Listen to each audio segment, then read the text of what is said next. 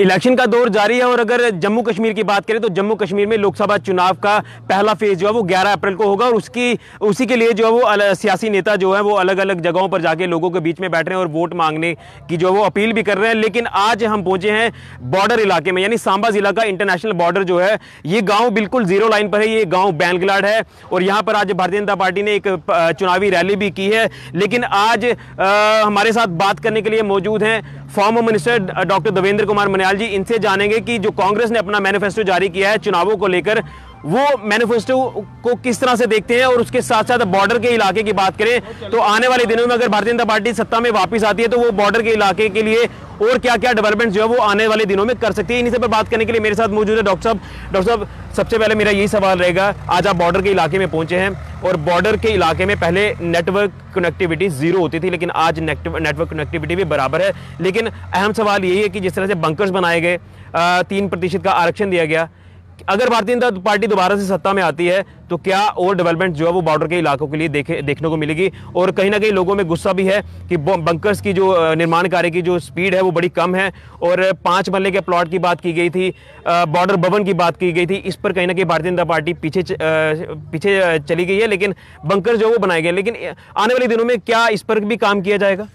देखिए, सबसे पहले जैसे आपने बात की है कि डेवलपमेंट में एक कनेक्टिविटी, चाहे वो रोड कनेक्टिविटी है, चाहे वो मीडिया के लिए नेटवर्क की ज़रूरत है, मोबाइल का नेटवर्क की ज़रूरत है। आज मैं समझता हूँ कि एक अभी आप यहाँ पे लाइव हमारा ये चला रहे हैं इंटरव्यू, तो ये अपने आप में ये दर्शाता है कि आज बॉर्डर की कनेक्टिविटी जो है, जो इसे नेटवर्क है वो अच्छा है, पहले से बेहतर हो गया है। और इसके लिए मैं आपको भी मुबारकबाद दूंगा क्योंकि अक्सर जब फायरिंग में आप लोग भी यहाँ पे आते थे कवरिंग करने के लिए तो कई बार रिकॉर्डिंग करके ही बाद में दिखाना पड़ता था। आज नेटवर्क इतना अच्छा है, यहाँ के लोग जो मेरे साथ बॉर्डर पे हैं अभी सब लोग ये भी खुश हैं और कह रहे हैं कि पहले से काफ़ी बेहतर और अच्छी जो कनेक्टिविटी यहाँ आ गई है। जहाँ तक डेवलपमेंट की बात है, ऋषि जी, आज बंकर की बात करें, बंकर और 5.5 लाख रुपया जो वेस्ट पाकिस्तान रिफ्यूजी या जो डिस्प्लेस पर्सन थे उनके लिए 3% की जो रिजर्वेशन, इन सब बातों के लिए ये यहाँ के जो बॉर्डर के लोग थे कई सालों से जद्दोजहद कर रहे थे। उसमें ये रिफ्यूजी भी आते हैं, इसमें जो हमारे लोकल्स हैं वो भी आते थे। अगर आप सिर्फ कंपनसेशन की बात करें कि LOC और IB में इतना अंतर था, इतना भेदभाव था कि जो LOC पे लोग रहते हैं उनके लिए अलग मापदंड थे और जो IB पे रहते हैं उनके लिए अलग मापदंड थे। आज भारतीय जनता पार्टी ने जो सबसे बड़ी डिमांड थी कि बॉर्डर के हमारे, क्योंकि लगातार सीज़फायर वायलेशन से लोग डिस्टर्ब होते थे, बच्चे पढ़ नहीं पाते थे और कंपटीशंस में वो कम्पीट नहीं कर पाते थे, तो उनके लिए एक अलग से 3% जो है रिजर्वेशन वो रख दिया है। और जहाँ तक प्रधानमंत्री मोदी का सवाल है, उन्होंने शायद ये भी चर्चा चल रही है कि जब आगे सरकार बनेगी, प्रधानमंत्री मोदी जी की BJP की सरकार बनेगी तो इसको बढ़ाने की भी इस पर विचार कर सकते हैं। क्योंकि हमारी यहाँ जम्मू डिवीजन का बात करें तो हमारा जम्मू, सांबा और कठुआ ये हमारी डिस्ट्रिक्ट थी जो काफ़ी देर से इसकी ना होने से प्रभावित हो रहे थे। इसके साथ साथ कंपनसेशन की बात करें, 5.5 लाख रुपया जो है रिफ्यूजीज़ को जो दिया गया, फैमिलीज़ को दिया गया। और बंकर की बात करें, आज लगभग 2.5 लाख की लागत से इंडिविजुअल बंकर, हर घर जिनके पास लैंड अवेलेबल है वहाँ उनके लिए इंडिविजुअल बंकर बन रहा है और जहाँ पे नहीं है उस पर कम्युनिटी बंकर की बात चल रही है। जैसे आपने बात की कि एक सीमा भवन की, मैं आपकी जानकारी के लिए और हमारे जो जहाँ बॉर्डर के लोग रहने वाले हैं इनकी जानकारी के लिए बता दूँ, हमने शटाला कैंप हमारी जगह है बॉर्डर से लगभग 6-7 किलोमीटर पे, वहाँ 150 कनाल से ज़्यादा जो जगह है वो आइडेंटिफाई कर ली हुई है। लगभग 6-7 महीने पहले ये लैंड आइडेंटिफाई हुई थी, उसका प्रपोजल, उसकी DPR बन के वो चली गई है। सीमा भवन की सिर्फ बात नहीं हुई, सीमा भवन जो है प्रैक्टिकली यहाँ बन के तैयार होगा। उसकी लागत भी मुझे लगता है, जो हम चर्चा में तब बात आई थी DC सांबा से, कि 5 से 7 करोड़ के बीच में वो बनेगा, जिसमें एक बड़ा हॉल होगा, पशुओं को लिए अलग से जगह बनेगी, बच्चों के पढ़ने के लिए अलग 3-4 कमरे बनेंगे, जेंट्स वाशरूम्स, टॉयलेट्स अलग से बनेंगे और हर तरह की सुविधा उसमें दी जाएगी। और 24/7 बिजली के लिए उसको जन सेट से भी जोड़ा जाएगा। तो ये एक बहुत बड़ा प्लान था जिसके लिए राजनाथ सिंह ने यहाँ जम्मू में आके इसकी घोषणा भी की थी। और मैं समझता हूँ कि किसी कारणों से, क्योंकि लैंड जो है वो प्रॉपर जगह पे नहीं मिल रही थी, आज वो लैंड, अगर मैं सांबा की बात करूँ, बैंगलाड और ये पंगदौर के बॉर्डर की बात करूँ, तो आज हमें लैंड अवेलेबल है। और जैसे ही सरकार बनती है नई हमारी, जो ये बननी है, हमें पूरा विश्वास है सरकार बनेगी तो सीमा भवन की जो बात है वो हम पूरी करके अपना वादा पूरा करेंगे। चलिए सर, इसके साथ साथ मैं दो बातें और भी पूछूंगा आपसे। अगर कांग्रेस के मैनिफेस्टो की बात करें तो कांग्रेस ने जो अपने मैनिफेस्टो में रखा हुआ है 124 सेक्शन का वो हटाएंगे, यानी देशद्रोही एक्ट को वो हटाने की बात करेंगे अगर वो सत्ता में आते हैं। मैं इस पर आपका स्टेटमेंट जानने की कोशिश करूँगा। देखिए, सबसे बड़ी बात है कि अगर वो सत्ता में आते हैं तो सवाल ही नहीं पैदा होता। मैं तो उनको यही कहूँगा आपके माध्यम से कि जो 44 सीट्स उनके पास हैं वो उनको बचाने की सोचें। मुझे नहीं लगता कि इस बार वो 40 का आंकड़ा भी पूरा कर पाएंगे। और जहाँ तक उनके मैनिफेस्टो की बात है, देखिए इसलिए वो जानते हैं, कांग्रेस पार्टी अच्छे से जानती है कि वो सत्ता में आने वाले हैं नहीं, तो आप मैनिफेस्टो में कुछ भी कर दीजिए, चाहे वो 72,000 की बात करें, चाहे 124 को हटाने की बात करें। 124 को हटाने की बात है सीधा देशद्रोह एक्ट को कहते हैं हम हटाएंगे। इसका मतलब है कि कांग्रेस खुद ही देशद्रोही है। उनके जो लोग हैं उसमें पार्टी में हैं जिनको वो सपोर्ट करते हैं, जब वो पाकिस्तान की बात करते हैं। आज कांग्रेस की जो टीम है वो पाकिस्तान की जो मैं समझता है जो पैरवी यहाँ करते हैं, तो वो लोग ऐसी बातें करेंगे ही। लेकिन मुझे नहीं लगता कि इस तरह का वो एक्ट को हटा सकते हैं, क्योंकि उनके लिए मुंगेरी लाल के हसीन सपने जैसी बात होती है। ना तो वो सत्ता में आएंगे और ना ही ये एक्ट हटेगा, क्योंकि ये एक्ट देश की सिक्योरिटी के लिए, देश की रक्षा के लिए बनाया गया था कि जो लोग यहाँ रह के कांग्रेस जैसे लोग जो उनको सबक सिखाया जा सके, उनके खिलाफ एक्शन लिए जा सके। मुझे नहीं लगता कि ये चीज़ वो कर पाएंगे कभी। जब वो सत्ता में नहीं आएंगे तो क्या हटाएंगे 124 को। Armed forces special power act की बात करें तो उस पर भी उन्होंने कहा कि सत्ता में आएंगे तो उस पर रिव्यू करेंगे। क्या आपको नहीं लगता कि सिक्योरिटी फोर्सेस पे कहीं ना कहीं सवालिया निशान उठाने की कोशिश कर रहे हैं, और उसके साथ साथ जो भी मैनिफेस्टो में रखा हुआ वो कहीं ना कहीं देश हित में आपको नजर नहीं आ रहा? देखिए वही बात आ गई, 124 की बात करें, चाहे फसला की बात करें, AFSPA जो है armed forces special protection act, उसमें कहीं ना कहीं पाकिस्तान को अपीज करने के लिए, पाकिस्तानियों को खुश करने के लिए, और कश्मीरी सेपरेटिस्ट को खुश करने के लिए, और जो अलगाववादी ताकतें हैं उनको खुश करने के लिए वो ये अनाउंस करते हैं। और यही बात NC के लोग करते हैं। NC के लोग भी यही बात करते हैं कि हम जो आर्म्ड फोर्सेस एक्ट है उसको न्यूट्रल करेंगे, जो फोर्सेस हैं उनको बैरक में भेज देंगे। देखिए, अगर आज आतंकवाद को दबाया है और आतंकवादियों के ऊपर खिलाफ सख्त एक्शन लिया गया है, उसमें हमारी फोर्सेस का बहुत बड़ा एक हाथ है। हमारी देश राष्ट्रवादी जो फोर्सेस हैं वो सिर्फ और सिर्फ उसी पे एक्शन करती हैं, उसी पे वार होता है जो देश के खिलाफ चलता है, जो देश के लिए नुकसान करता है, चाहे वो मिलिटेंट है, कोई अलगाववादी ताकतें हैं, पाकिस्तानी हैं। इन्हीं लोगों को सबक सिखाने के लिए और हमारी जो देश की सिक्योरिटी है उसको रखने के लिए, उसको ठीक करने के लिए, मेंटेन करने के लिए ये एक्ट बहुत ज़रूरी है। और मैं नहीं समझता कि ये इसमें अपने मंसूबे में कामयाब हो गए। लेकिन कहीं ना कहीं जैसे मैं बात करता हूँ कि पाकिस्तान में अगर किसी पार्टी की पाकिस्तानी अगर तारीफ़ करते हैं तो वो कांग्रेस पार्टी है, तो ये वाह बटोरने के लिए पाकिस्तान में और इमरान खान से एक वाह बटोरने के लिए ये बातें यहाँ पे की जाती हैं ताकि पाकिस्तान में बैठे लोगों को सपोर्ट करें। लेकिन मैनिफेस्टो की भी बात करूंगा, चाहे वो कोई भी पार्टी हो, भाजपा हो, कांग्रेस नेशनल कॉन्फ्रेंस हो, क्या आपको नहीं लगता कि जो मैनिफेस्टो में बातें रखी जाती हैं अगर सरकार कोई उस पर अमल नहीं करती है तो उस पर एक कानून बनना चाहिए? क्या आपको नहीं लगता कि मैनिफेस्टो जो है वो लीगल तरीके से जो है वो कोर्ट के थ्रू बनना चाहिए ताकि जो वादे उसमें रखे जाते हैं उस पर जो है वो सरकारें अमल कर पाएं? देखिए, मैं ज़ाती तौर पे मैं ये कहूँगा कि अगर कोई सरकार कोई एक्ट बनाती है, जब कॉन्स्टिट्यूशन में कुछ ऐसी चीज़ें हैं जो देश की हित में हैं और देश की सिक्योरिटी के लिए हैं, सुरक्षा के लिए हैं, एकता और अखंडता के लिए हैं, उन बातों को मैनिफेस्टो में नहीं लाना चाहिए।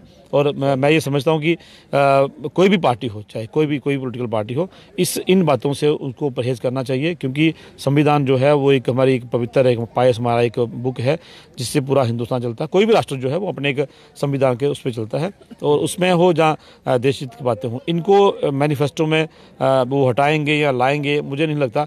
देश हित के लिए बातें हों उसको लाइए, लेकिन इस तरह की जो बातें हैं वो उन पर। ये सवाल भारतीय जनता पार्टी के लिए भी है कि अगर भारतीय जनता पार्टी भी कुछ चीज़ें अपने मैनिफेस्टो में रखती है तो अगर उसको पूरा नहीं कर पाती तो उसके लिए भी कानून बनना चाहिए। मैं ओवरऑल बात कर रहा हूँ सर। देखिए, जैसे अगर आप बीजेपी की बात करें, हो सकता है जैसे हमने भी कुछ चीज़ें ऐसे रखी हैं जो नहीं पूरी हुई हैं, लेकिन मुझे नहीं लगता कि उससे राष्ट्रवादी जो ताकतें हैं वो कमज़ोर होती हैं, या देश की अखंडता या एकता पे कोई वार होता है।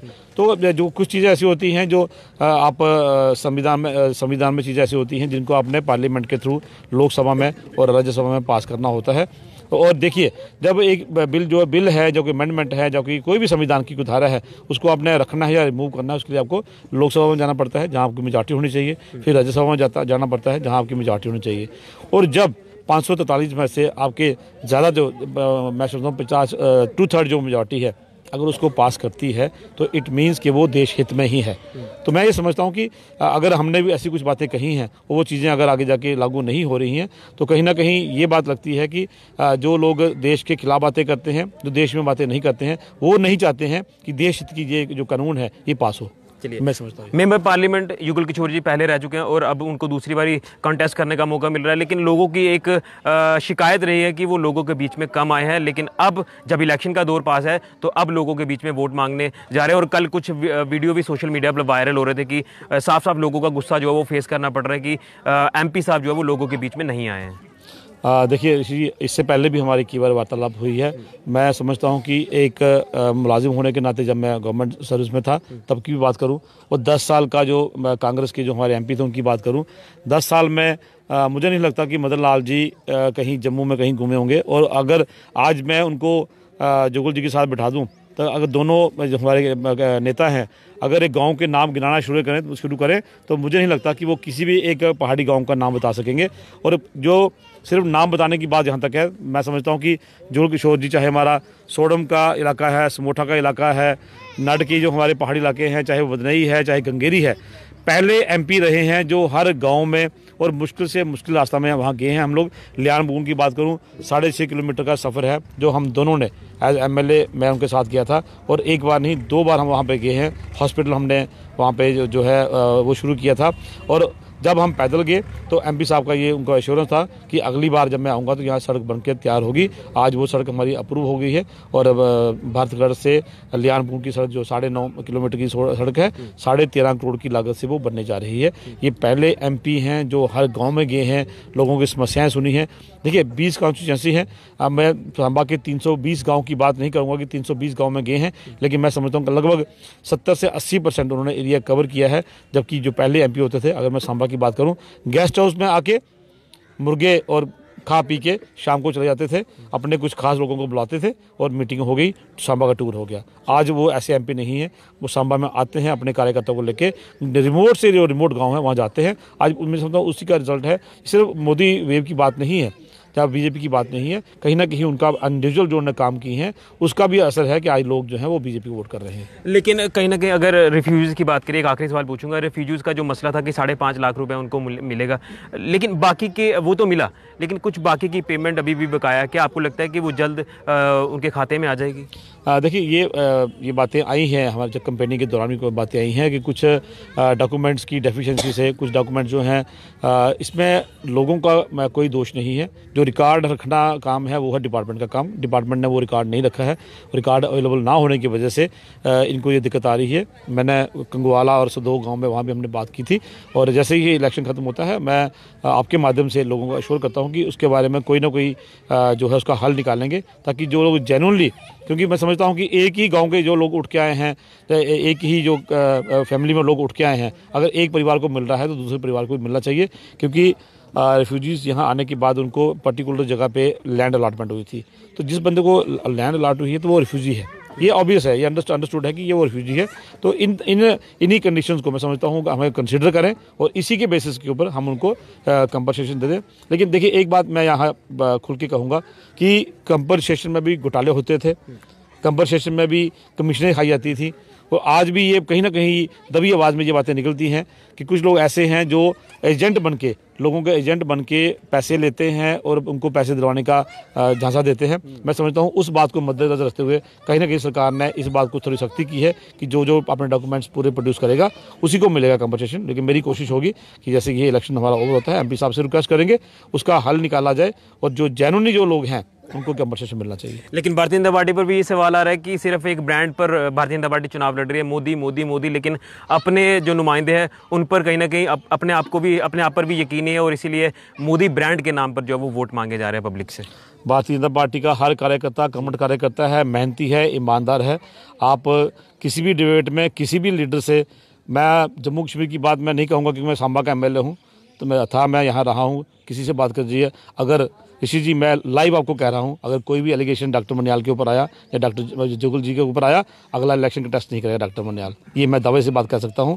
हमने ऐसा कोई काम नहीं किया है जिससे हमें बाद में जाके शर्मिंदगी उठाना पड़े और लोगों के पास हम अपना मुंह न दिखा सके। हमने छाती चौड़ी करके, अगर हमारे मोदी जी, हमारे जो प्रधान हैं, वो अगर छाती चौड़ी करके फ़ख्र से बात कहते हैं कि हम बिल्कुल ऑनेस्ट हैं, ऑनेस्टी से देश सेवा कर रहे हैं, देश के लिए काम कर रहे हैं। मानता हूँ हमने सारे काम नहीं किए, कई लोग नाराज़ भी होंगे। 3 साल के टेन्यूर में जितना काम हो सकते थे हमने कोशिश की है। हर मोहल्ला, हर गांव के काम नहीं हुए होंगे, लेकिन आगे अगर जनता फिर से मौका देगी, जो काम रहे हैं वो भी करेंगे। और 60 साल की गंदगी 3 साल में चीज़ नहीं साफ़ होती, ना 5 साल में। मैं जनता से आपके माध्यम से अपील करूंगा, मोदी जी को एक मौका और दें, ताकि जो इतना जो गंदगी जो बची खुची है उसको हम साफ करें। यानी आने वाले दिनों में जो बॉर्डर के लोगों के लिए एक बार फिर से अच्छे दिन जो है वो देखने को मिलेंगे। बॉर्डर वालों के लिए बहुत अच्छे दिन आने वाले हैं, ये मैं आपको भरोसा देता हूँ। चलिए, बहुत शुक्रिया सर जेके मीडिया से बात करने के लिए। ये थे हमारे साथ former minister doctor DK Manyal ji. इनसे भी आज जानने की कोशिश की कि ये यहाँ बॉर्डर के इलाके में पहुंचे और ये बिल्कुल जीरो लाइन पर है। मैं बार बार आपको कह रहा हूँ कि आज हम जीरो लाइन के इलाके में पहुंचे। ये जिला सांबा का बैनगलाड़ का इलाका है और जब भी बंकर्स की बात आती है तो मैं अपने कैमरामैन को बोलूंगा कि पैन करके दिखाया जाए। ये आपके सामने लाइव एग्जांपल है जो बंकर्स यहां पर बनाए गए हैं। हालांकि कुछ लोगों का ये भी कहना है कि स्पीड जो है वो बंकर्स बनाने की कम है। मैं आपको ये लाइव अपडेट जो दे रहा हूं ये बिल्कुल जीरो लाइन से दे रहा हूं और ये आप देख सकते हैं कि किस तरह से बॉर्डर बंकर्स की जो बात की जाती है, ये वो बंकर्स हैं जो बनकर तैयार किए गए हैं और कुछ जगहों पर बंकर्स का काम जो है वो लगातार चल रहा है। और आप देख सकते हैं कि कहीं ना कहीं लोगों को, अगर बॉर्डर के इलाकों की बात करें यहाँ के लोगों की, तो एक बड़ी पुरानी जो डिमांड थी कि जब भी पाकिस्तान सीज़फायर वायलेशन करता है तो यहाँ के लोगों को यहाँ से पलायन करना पड़ता है और कुछ इंजरीज भी होती हैं, कैजुअलिटीज़ भी होती है। और उसी को मद्देनज़र रखते हुए यहाँ पर सरकार ने पीछे ऐलान किया था कि बॉर्डर भवन बनाए जाएंगे। काम भी चल रहा था, लेकिन अब मॉडल कोड ऑफ कंडक्ट भी लगा है। तो कहीं ना कहीं हो सकता है कि अगर भारतीय जनता पार्टी सत्ता में आती है तो ये जो एश्योरेंस दी जा रही है यहाँ इनके जो पूर्व मंत्री हैं या इनके जो सीनियर नेता हैं, तो कहीं ना कहीं चुनावों की बात करें तो चुनावी मैदान में तभी नेता पहुंचते हैं पब्लिक के बीच में जब इनको वोटों की ज़रूरत होती है।